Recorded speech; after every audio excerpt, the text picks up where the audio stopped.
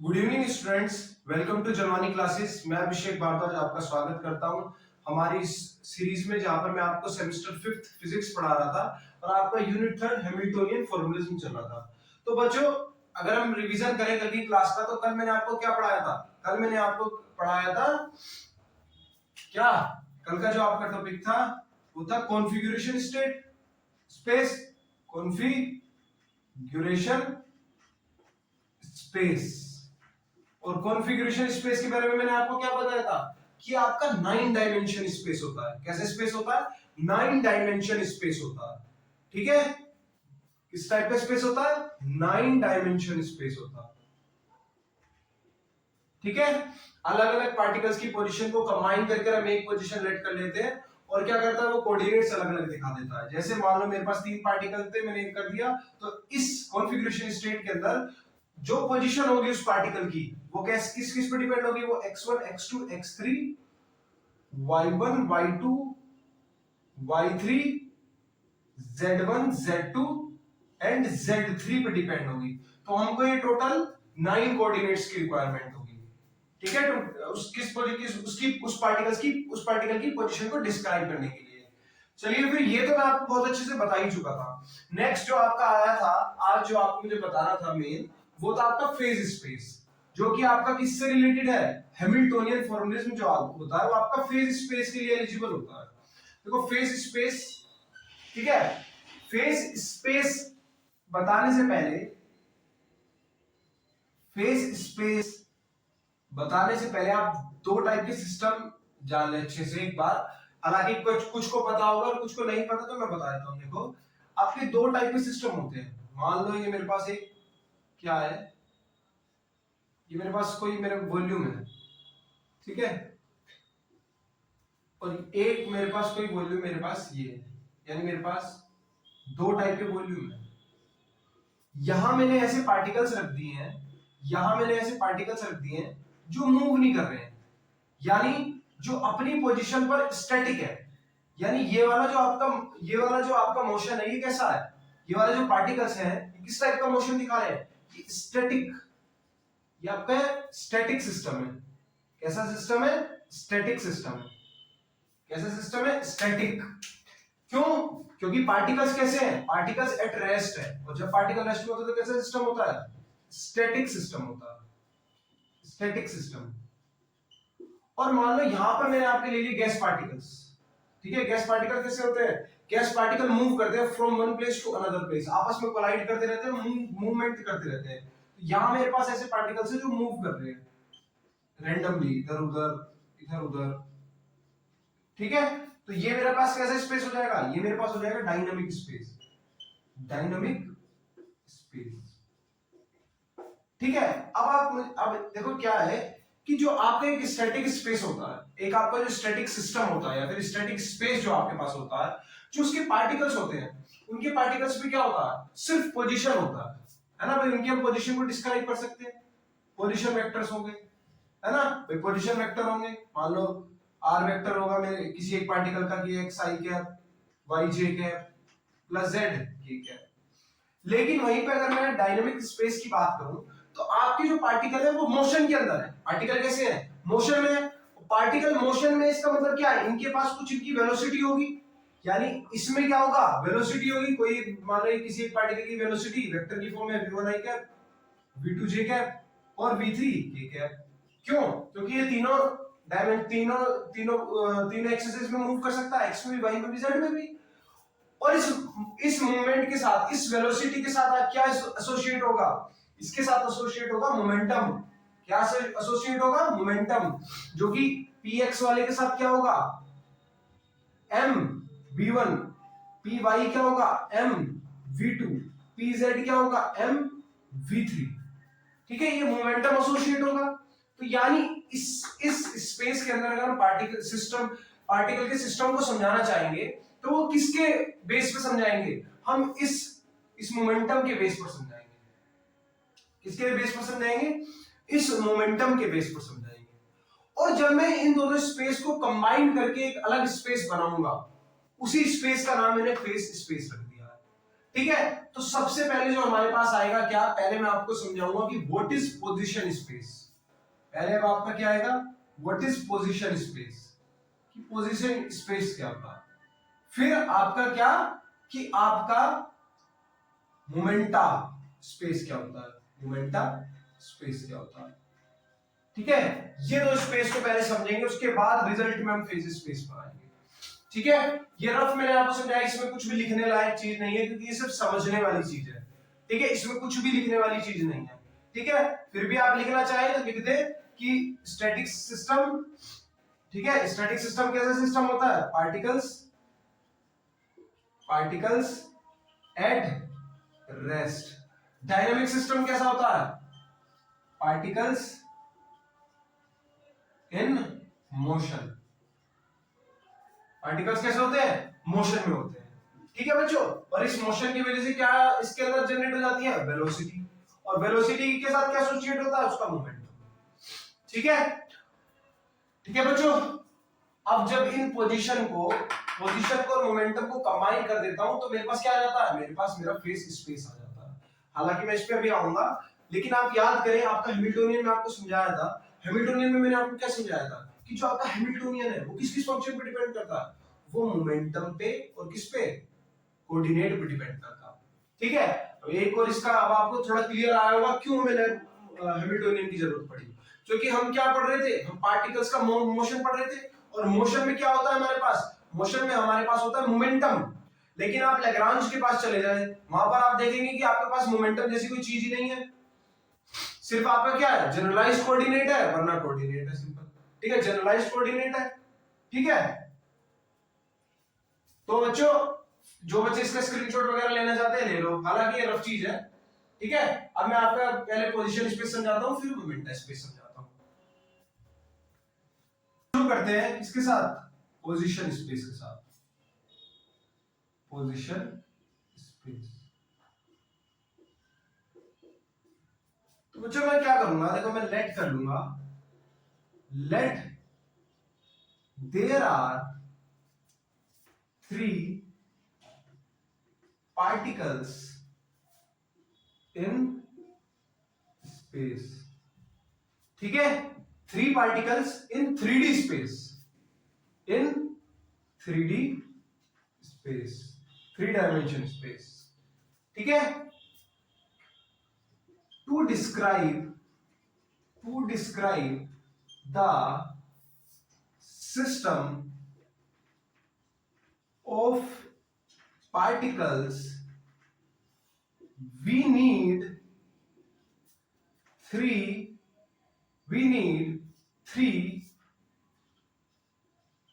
generalized, we need 3 coordinates, x y z।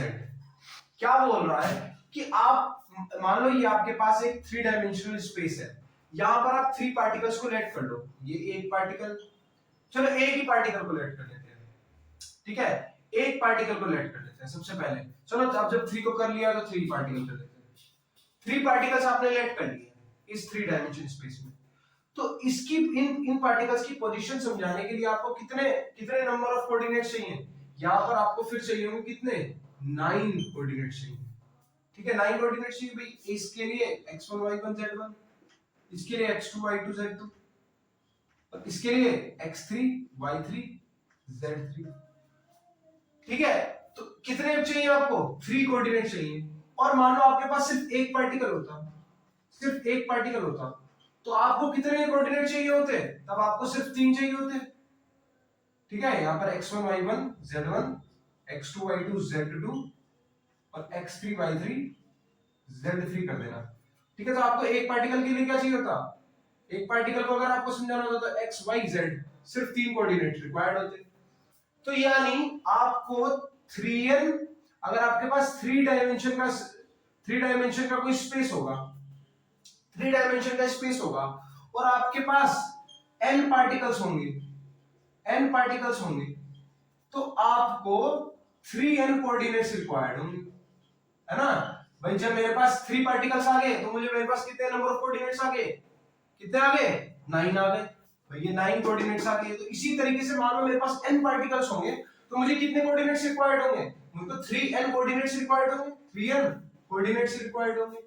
ठीक है, तो वो स्पेस जो हर पार्टिकल की पोजीशन को डिस्क्राइब करता है, ठीक है, वो स्पेस, वो 3D स्पेस जो हर पार्टिकल की पोजीशन को डिस्क्राइब करता है, उस स्पेस के अंदर जो उसकी पोजीशन, हर पार्टिकल की पोजीशन के बारे में बताता है कि वो इस स्पेस के अंदर, कि वो इस स्पेस के अंदर पार्टिकल की एग्जैक्ट लोकेशन क्या है, ठीक है, उसके बारे में बताता है। ठीक है, फटाफट इसे नोट करो, फिर मैं आपको बताता हूं। अगर आपसे पूछा जाए कि व्हाट इज पोजीशन फेस और आपको उसकी डेफिनेशन लिखनी है तो आप किस तरीके से लिख सकते हैं। ठीक है, सो आपका जो पोजीशन फेस है उसको आप कैसे लिखेंगे,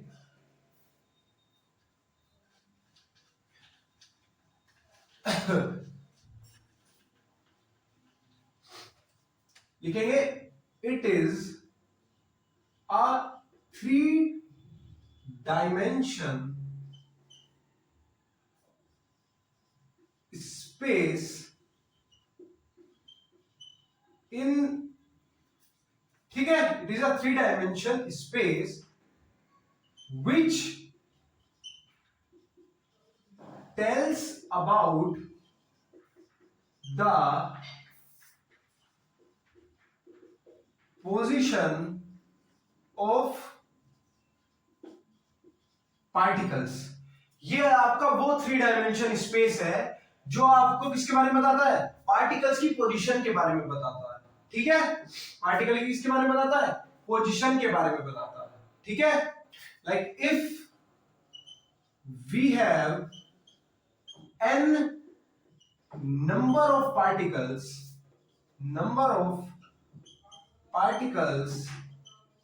we required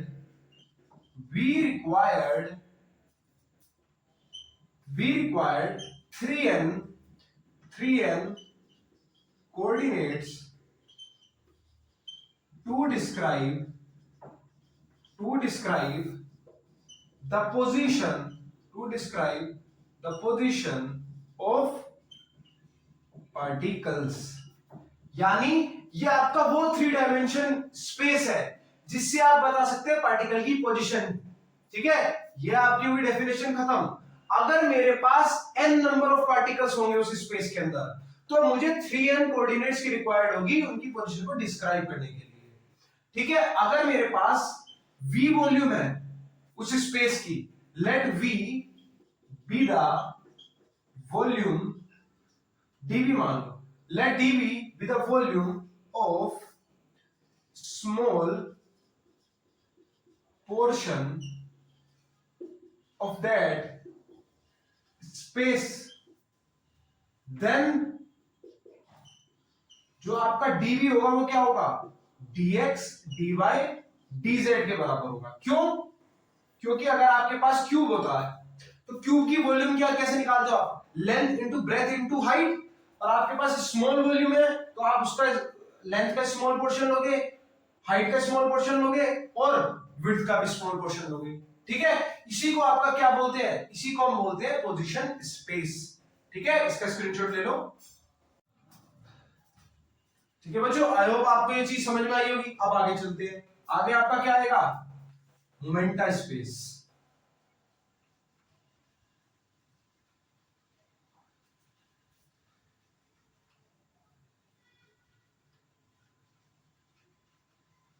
ठीक है, नेक्स्ट आपका क्या है, momenta space.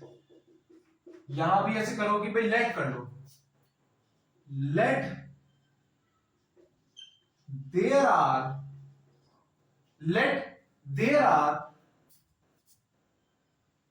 n particles, let there are n particles in momenta space, जो कैसा है, 3 डायमेंशन स्पेस है। ठीक है, then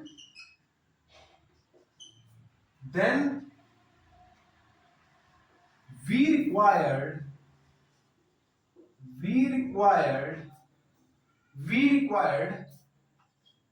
3n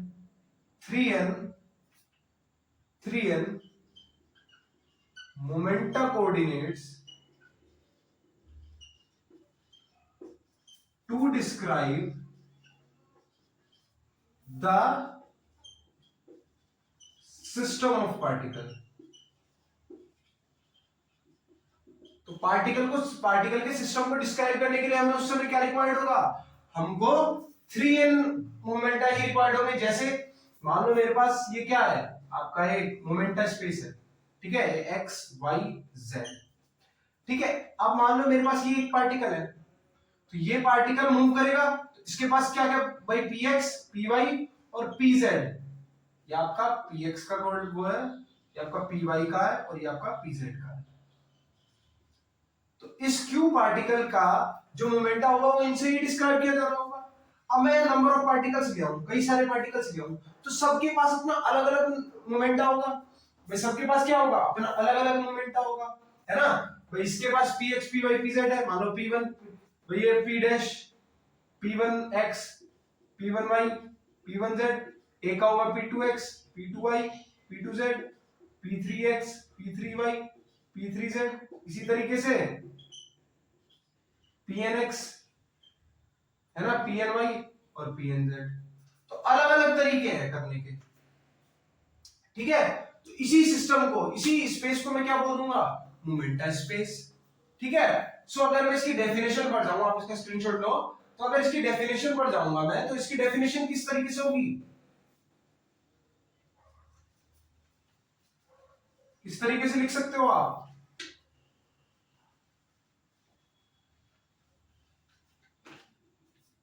that it is a three-dimension space which describes the momenta of particle is called, ठीक है, is called momenta space, ठीक है। अब मान लो मैं दोबारा से लेट कर दूं, late dv be the volume of this space, then आपका जो dv होगा वो किस किस के बराबर होगा, dv आपका किस किस के बराबर होगा, dpx dpy और dpz के बराबर होगा। इस तरीके से आप उस स्पेस का क्या कर सकते हो, वॉल्यूम फाइंड कर सकते हो, और इसी स्पेस को हम क्या बोलते हैं, मोमेंटा स्पेस, ठीक है बच्चों। आई होप आपको समझ में आएगा मोमेंटा स्पेस।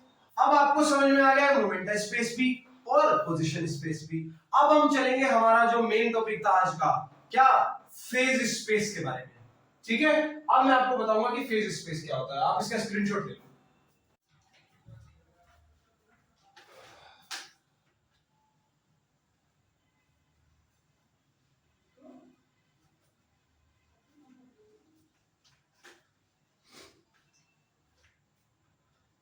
तो बच्चों देखो, आपका फेज स्पेस क्या होता है,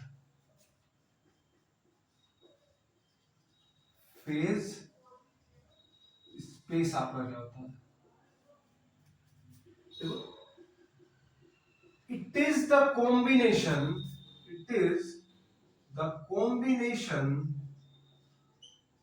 of position space and momenta space, ठीक है। यानी जो आपका मोमेंटा स्पेस था और जो आपका पोजीशन स्पेस था, उन दोनों को मैंने कंबाइन कर दिया है।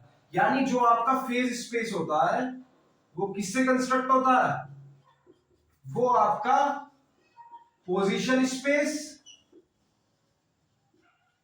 प्लस मोमेंटा स्पेस को कंबाइन करके बनता है। दोनों स्पेस को हम आपस में कंबाइन करवा देते हैं, तब मेरे पास क्या बनता है, फेस स्पेस बनता है। क्या स्पेस बनता है, फेस स्पेस बनता है। ठीक है बच्चों, अब देखो क्या है इसके अंदर। अब आपका देखो डिस्क्राइब जब आप करते हो किसको, फेज स्पेस, पोजीशन स्पेस को, तो आपके पास कितने नंबर ऑफ कोऑर्डिनेट्स होते हैं, 3 नंबर ऑफ कोऑर्डिनेट्स होते हैं। और इसके पास कितने होते हैं, इसके पास भी 3 नंबर ऑफ कोऑर्डिनेट्स होते हैं, इसके पास 3 मोमेंटम कोऑर्डिनेट्स होते हैं। तो जब आप इन दो 3D स्टेट्स को आपस में कंबाइन कर रहे हो, तो आपका जो रिजल्टेंट स्पेस बनेगा वो आपका 6 डायमेंशन का होगा। यानी जो आपका ये स्पेस बनेगा, जो आप मानो उस पार्टिकल को आप समझाओगे, तो इस स्पेस के पास, इस स्पेस के पास आपके क्या होंगे, ये आपका 6 डायमेंशन स्पेस होगा। ऐसा स्पेस होगा, ये आपका 6 डायमेंशन स्पेस होगा।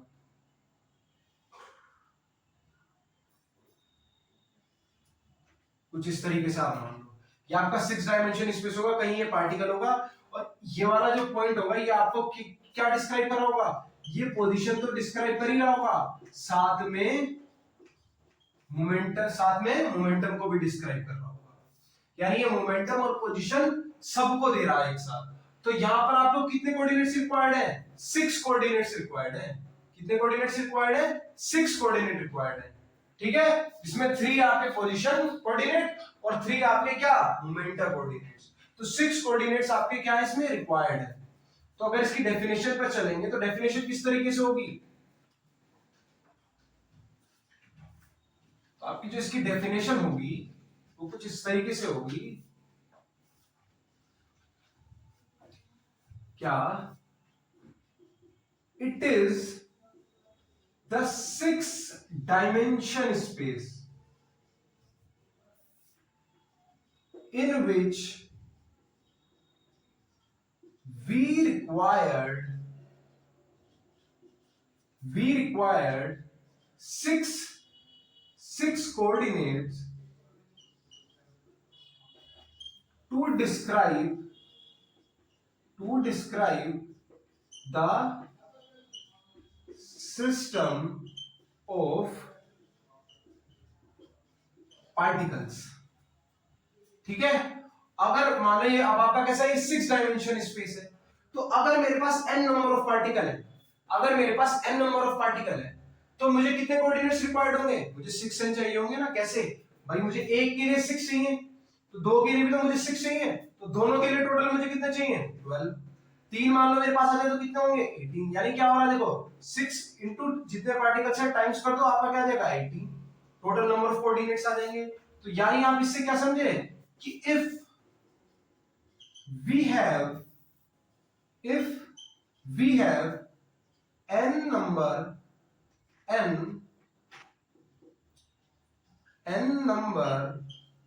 numbers of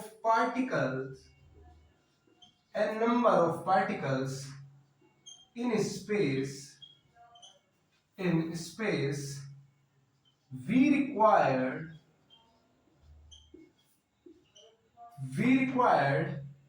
6n coordinates. ठीक है, 6n कोऑर्डिनेट्स। और अगर मेरे पास let dv be the volume, be the small portion of volume of this space, तो उसको मैं किस तरीके से डिफाइन करूंगा। अब मुझे पोजीशन की वॉल्यूम ऑफ पोजीशन स्पेस भी लेना पड़ेगा और वॉल्यूम ऑफ क्या, मोमेंटम स्पेस भी लेना पड़ेगा, और दोनों को कंबाइन करना पड़ेगा। तो क्या हो जाएगा आपका dx dy dz dpx dpy and dpz। ये आपकी क्या आएगी, ये आपकी वॉल्यूम आएगी। ठीक है, तो फेस स्पेस को दोबारा से समझे, फेस स्पेस क्या है, ये आपका 6 डायमेंशन स्पेस है। कैसे स्पेस है, 6 डायमेंशन है। 6 डायमेंशन क्यों बनाए, क्योंकि हमने कंबाइन कराए क्या, दो 3 डायमेंशन स्पेसेस को। और वो दो कौन कौन से स्पेसेस है, एक आपका पोजीशन स्पेस है, एक आपका मोमेंटम स्पेस है। ठीक है। तो अगर मेरे पास, तो मुझे एक पार्टिकल की एक सिस्टम ऑफ अ पार्टिकल को समझाने के लिए मुझे कितने कोऑर्डिनेट रिक्वायर्ड होंगे? मुझे 6 कोऑर्डिनेट रिक्वायर्ड होंगे। यानी अगर मेरे पास n नंबर ऑफ पार्टिकल्स होंगे तो उनका सिस्टम समझाने के लिए मुझे 6 n कोऑर्डिनेट्स रिक्वायर्ड होंगे। ठीक है, कितने रिक्वायर्ड होंगे? 6 n कोऑर्डिनेट्स रिक्वायर्ड होंगे। और अगर अगर मान लो मेरे पास सिस्टम जो है, मेरे पास ये मान लो मेरे पास 6 डायमेंशन का एक सिस्टम मान लो, ये तो क्या 6 डायमेंशन का नहीं है, किसी तरीके से मान लो कि देखो इधर कुछ इस तरीके से बन पा रहा होगा, मैं कैसे इसको ड्रॉ करना थोड़ा मुश्किल है, लेकिन अगर मान लो मेरे पास एक 6 डायमेंशन का स्पेस आ गया, ठीक है, तो अगर मुझे उसकी वॉल्यूम निकालनी है और उसका एक स्मॉल पोर्शन निकालना है डीबी, तो मुझे क्या करना पड़ेगा? मुझे पोजीशन स्पेस और आपका मोमेंटम स्पेस दोनों के वॉल्यूम को कंबाइन करना पड़ेगा। ठीक है, और मेरे पास क्या आ जाएगा? Momentum space. क्या आ जाएगा? Momentum space. तो ये आपका क्या हो जाएगी? Volume of face space. I hope बच्चों आपको आज का टॉपिक बिल्कुल क्लियर होगा। थ्योरेटिकल टॉपिक था और आपने नोट्स भी अच्छे से बना लिए होंगे। अगर अब भी आपको कोई कमी लग रही है तो आप बेझिझक होकर कमेंट करना, और अगर कुछ क्वेश्चन से रिलेटेड है जो आप हमने प्रीवियस में करवाए हैं, अगर आपने दोबारा से जाके देखा होगा डेरिवेशन वगैरह, तो उनसे भी रिलेटेड अगर आपको कोई डाउट हो तो आप कमेंट करके बता देना, सॉल्यूशन डेफिनेटली प्रोवाइड किया जाएगा। ऐसा हो सकता है कि 2-3 वीडियो लेट हो जाए, लेकिन हम सॉल्यूशन जरूर प्रोवाइड करेंगे आपको। ठीक है बच्चों, और ऐसा नहीं है कि भाई किसी का हम कमेंट इग्नोर कर रहे हैं या कुछ, हम सबके कमेंट का रिप्लाई करते हैं। ठीक है, थैंक यू बच्चों।